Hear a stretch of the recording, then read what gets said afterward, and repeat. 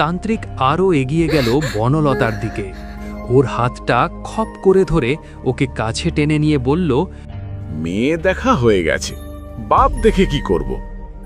তান্ত্রিক কিছু বুঝে ওঠার আগেই বেতের মতো এক সপাটে চড় এসে পড়ল লোকটার গালে। তার পা দুটো টলে উঠল, 5 আঙুলের স্পষ্ট দাগ পড়ে গেল গালে। গাধার মতো চোখ মেলে খানিকক্ষণ সে তাকিয়ে রইল বনলতার দিকে, যেন তার সামনে কোনো মেয়ে নয়, দাঁড়িয়ে আছে আগুনের স্ফুলিঙ্গের এক জীবন্ত মূর্তি। বনলতা এবারে একটা ধাক্কা মেরে লোকটাকে সরিয়ে দিল। শয়তান, তোর এত বড় সাহস! এবারে তান্ত্রিক রাগে ফেটে পড়ল, ধক করে জ্বলে উঠল তার চোখের মণি দুটো। সে গর্জে উঠল, তুই আজ যা করলি এর মাসুল তোকে গুনতেই হবে। আমি তোকে শেষ করে দেব। মেয়ে মানুষের বেশি তেজ আমার কোনোদিনও সহ্য হয় না। আমায় অপমান করার ফল ভোগ করে এবার। ভূষণ ওঝা লেবুটা হাতের মুঠোয় ভীষণভাবে চেপে ধরল।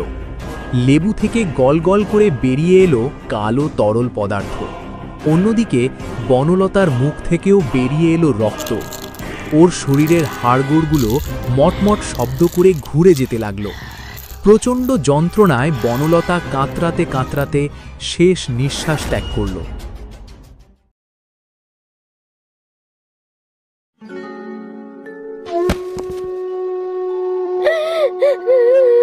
বাবু, বাবু, আমার উপর দয়া করুন বাবু। আমার মেয়েটাকে ওরা মেরে ফেলেছে। বনলতার মৃত্যুর পর গোটা জমিদার বাড়ি যেন অন্ধকারে ডুবে গেছে। জমিদার আদিত্য নারায়ণের মুখে কোনো হাসি নেই। জমিদার গিন্নি বিনোদিনী দেবী মেয়ের মৃত্যু শোকে বিছানায় শয্যাশায়ী। বনলতার মৃত্যুর পর এই প্রথমবার আবার কোনো এক অল্প বয়সী মেয়ের মৃত্যুর খবর পুরো গ্রামটাকে নাড়িয়ে দিল। কি অমঙ্গলের ছায়া পড়েছে এই গ্রামের উপর! চিন্তা করিস না মা, তোর মেয়ে মানে আমারও মেয়ে। যে আমার মেয়েকে শেষ করেছে, তোর মেয়েকে শেষ করেছে, আমি তাকে কিছুতেই ছাড়ব না। বনলতার মৃত্যুর পর পদ্মাকে খুঁজে পাওয়া যাচ্ছে না। সে যেন ওই রাতের পর কর্পূরের মতো উধাও হয়ে গিয়েছে। কিন্তু কেউ জানে না পদ্মা হলো ভূষণ ওঝার সাধন সঙ্গিনী। সে এখন নতুন এক পেশায় যুক্ত হয়েছে। গ্রামের সুন্দরী মেয়েদের সঙ্গে বন্ধুত্ব করে আর তাদের ভুলিয়ে ভূষণ ওঝার কাছে নিয়ে যায়। আর ভূষণ ওঝা তাদের নরম শরীরগুলো সারা রাত ধরে উপভোগ করে। আর সকাল হলে তাদের ক্ষতবিক্ষত মৃতদেহ পড়ে থাকে গ্রামের বনের মধ্যে।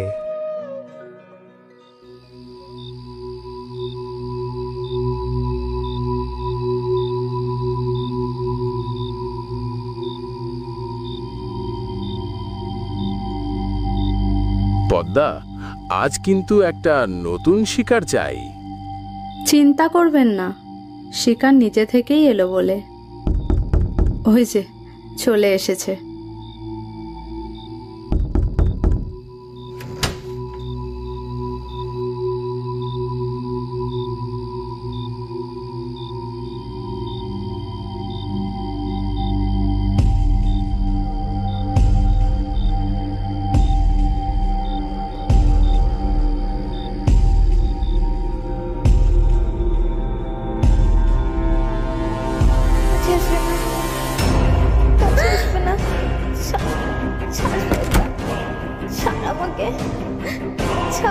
ছাড় শয়তান, ছাড়।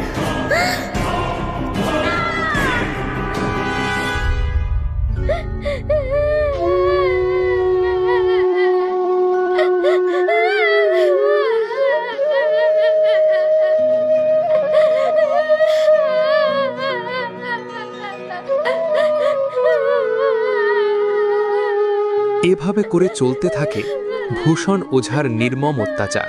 প্রায় দিনই জমিদারের কাছে গ্রামের মেয়ে বউরা ছুটে আসে তাদের মেয়ের মৃত্যুর খবর দিতে। সেই খবর শুনে পুরো জমিদার বাড়ি কিছুক্ষণের জন্য যেন কান্নার কোলে ভেসে যায়। না, এভাবে চলতে পারে না। এইভাবে আমার মেয়েগুলো শেষ হয়ে যাবে আর আমি হাতের উপরে হাত রেখে বসে থাকবো, এটা হতে পারে না। জমিদার কিছু লোক নিয়ে গেলেন অঘরী বাবার কাছে। অঘরী বাবা একটা বটগাছের তলায় বসে ধ্যান করছিলেন। জমিদারের কথায় তিনি চোখ খুললেন। বাবা, বাঁচান আমাদের। বনলতাকে তো বাঁচাতে পারলাম না, কিন্তু এই গ্রামের মায়েদের কোল আমি খালি হতে দেব না। কিছু একটা করুন বাবা। অঘরী বাবা মনে মনে কিছু একটা চিন্তা করলেন, তারপর সবার উদ্দেশ্যে বললেন, এই গ্রামের সাথে কি হচ্ছে তা আমার সব কিছু জানা আছে। এ হলো ওই ভূষণ ওঝার কাজ। সাধু সন্ন্যাসীরা তন্ত্রবিদ্যা শেখে মানুষের কল্যাণের জন্য, কিন্তু এই পৃথিবীতে ভূষণ ওঝার মতো কিছু নিম্নতন্ত্রের তান্ত্রিক বা কাপালিক আছে, যারা তন্ত্রবিদ্যা শেখে মানুষের অকল্যাণ করার জন্য। ওই শয়তান তান্ত্রিককে কিভাবে খুঁজে পাবো বাবা? ওকে যতক্ষণ না আমরা মারতে পারবো ততক্ষণ আমরা কেউ অন্য মুখে দেব না।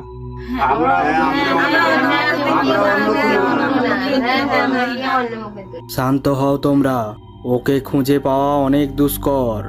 শুধু এইটুকু আমি বলতে পারি, পদ্মাকে তোমরা কেউ বিশ্বাস করবে না। ও ভূষণ ওঝা সাধন সঙ্গিনী। ও নিরুদ্দেশ হয়েছে যেন গোপনে এইসব কাজ করতে পারে। গ্রামের লোকেদের মধ্যে তখন একটা চাঞ্চল্য সৃষ্টি হয়েছে। সবার মুখে তখন একটা ভয়ের ছাপ। যাদের বাড়ির মেয়েরা মারা গিয়েছে তাদের প্রত্যেককেই তাহলে পদ্মা ছদ্মবেশে এসে বন্ধুত্ব করে নিয়ে গিয়েছে ভূষণ ওঝার কাছে। বাবা, এর কি কোনো উপায় নেই? এইভাবে চলতে থাকলে এই গ্রামের প্রত্যেকটা বাড়ির বউয়েরা তাদের মেয়েদের যে হারিয়ে ফেলবে। উপায় একটা আছে। ওই কাপালিককে আমি কিংবা আপনারা কেউ শাস্তি দেবেন না। ওকে শাস্তি দেবে বনলতার মতো যারা নির্যাতিত হয়ে মৃত্যুবরণ করেছে। পরশু অমাবস্যা আমি একটা যজ্ঞ করতে চাই। সেই যজ্ঞে মৃত আত্মাদের আমি জাগাতে চাই। তাদের মধ্যে থাকবে বনলতাও। আজ অমাবস্যার রাত। নিঝুম অন্ধকারের মধ্যে ডুবে গেছে গোটা গ্রাম।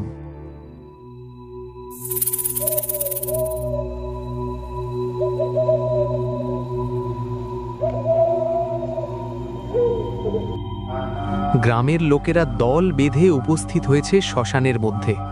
সেখানে শুরু হয়েছে এক মহাযজ্ঞ। চারিদিক নিস্তব্ধ। মাঝে মাঝে দূর থেকে শিয়ালের ডাক শোনা যাচ্ছে।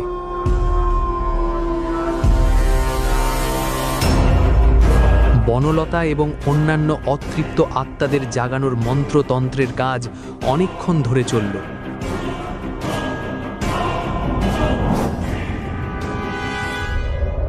তারপর হঠাৎ যজ্ঞের আগুন নিভে যেতেই গোটা শ্মশানটা এক লহমায় অন্ধকারে ডুবে গেল।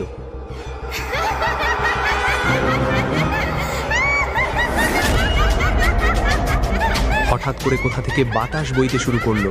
তারপর চারিদিকে ভেসে এলো পৈশাচিক হাসি। সবাই ভয়ে গুটিয়ে গেল। যা তোরা, তোরা এখন মুক্ত। তোদের এখন প্রতিশোধের পালা। তোদের নিজেদের প্রতিশোধ তোরা নিজেদের হাতে নে। শেষ করে দে এই পিশাচকে। অঘরী বাবার কথা শেষ হতেই কালো ধোঁয়ার মতো কিছু অবয়ব হাওয়াতে গর্জন করতে করতে মিশে গেল।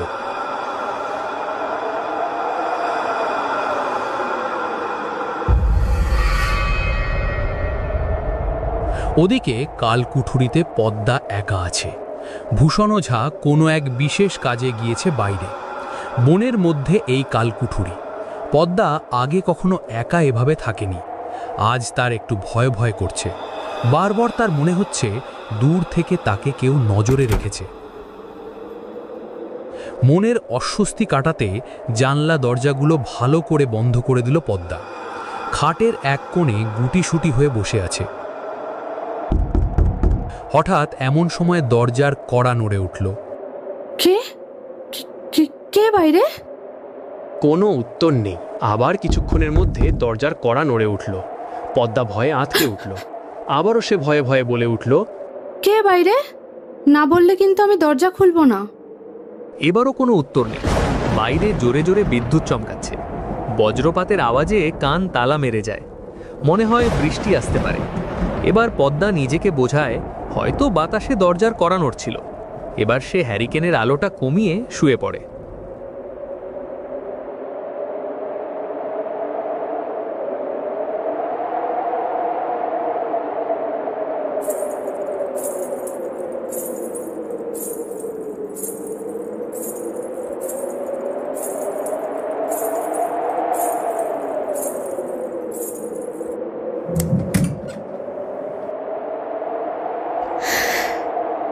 কতক্ষণ ঘুমিয়েছে ঠিক বলা যায় না। একটা খুট করে আওয়াজে তার ঘুমটা ভেঙে যায়। চারিদিক অন্ধকার, হ্যারিকেনের আলোটাও আর জ্বলছে না। খানিকক্ষণের মধ্যে পদ্মা টের পেল ঘরের মধ্যে কে বা কারা যেন হাঁটাহাঁটি করছে। ভয় তার বুকটা শুকিয়ে গেল। কে কে কে ঘরের ভেতর? তার কথার পরিপ্রেক্ষিতে ভেসে আসে কতগুলো পৈশাচিক হাসি। এই হাসি শুনলে মানুষের বুকের রক্ত জল হয়ে যায়। কে তোমরা? ঘরে ঢুকলে কিভাবে? আমি কিন্তু চিৎকার করব।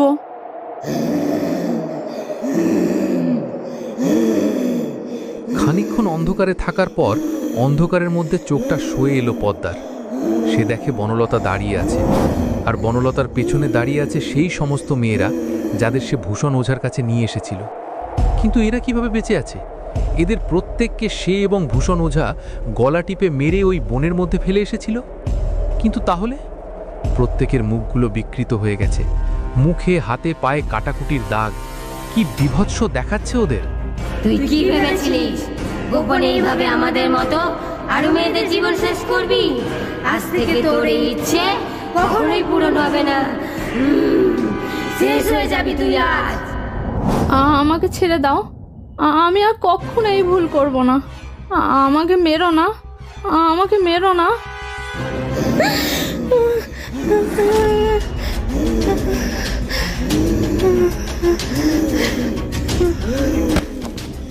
কিন্তু কে শোনে কার কথা? ভিড় পায়ে অতৃপ্ত আত্মাদের দল এগিয়ে আসতে থাকে পদ্মার দিকে। তারপর ঝাঁপিয়ে পড়ে তার উপর, ছিঁড়ে খেতে থাকে তার দেহখানা।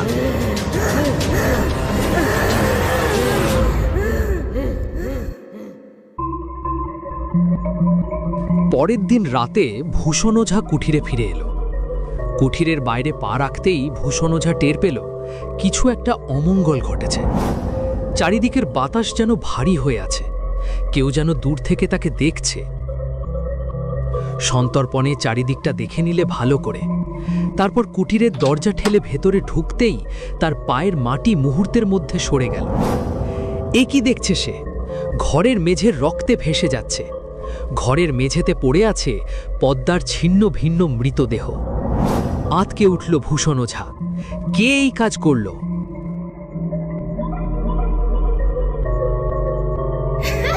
হঠাৎ পেছন থেকে কেউ অট্টহাসি হাসতে শুরু করেছে। পেছন ঘুরে তাকায় ভূষণ ওঝা। কেউ তো নেই আশেপাশে। হঠাৎ পেছন থেকে একটা হাত তার কাঁধে এসে পড়ে। প্রচণ্ড ভয় পেয়ে ভূষণ ওঝা পেছন ঘুরে তাকায়। আঁতকে ওঠে সে। কিরে শয়তান, চিনতে পারছিস আমাকে? আমি জমিদারের মেয়ে বনলতা। ভূষণ ওঝার মাথায় যেন আকাশ ভেঙে পড়ে। এ কি শুনছে সে? মৃত আত্মারা জেগে উঠে শুনেছে, কিন্তু সেটা একটা বিশেষ প্রক্রিয়ায়, বিশেষ মন্ত্রতন্ত্র দ্বারা। কি জাগালো এদের? ভূষণ ওঝার ভয় হলো। দরজার সামনে দাঁড়িয়ে আছে বনলতা। ঘরের বাইরে বেরোনোর কোনো উপায়ও নেই। হঠাৎ কিছু একটাতে পা লেগে ভূষণ ওঝা পড়ে যায় মাটিতে। তারপর তার চোখ চলে যায় ঘরের সিলিংয়ের ওপর। কি দেখছে সে? বনলতা একা নয়, যে সমস্ত মেয়েদেরকে মেরে ফেলেছে তারা প্রত্যেকে আজ জীবিত হয়ে উঠেছে। তাদের চোখে আজ প্রতিশোধের হিংসা। কি ভেবেছিলিস তুই দিনের পর দিন গ্রামের মেয়েদের উপর তুই অত্যাচার করবি আর তোর কোনো শাস্তি হবে না? আজ তোকে আমরা এমন শাস্তি দেব, তোকে দেখে অন্যদের এই ঘৃণ্য কাজ করতে ভয় করবে।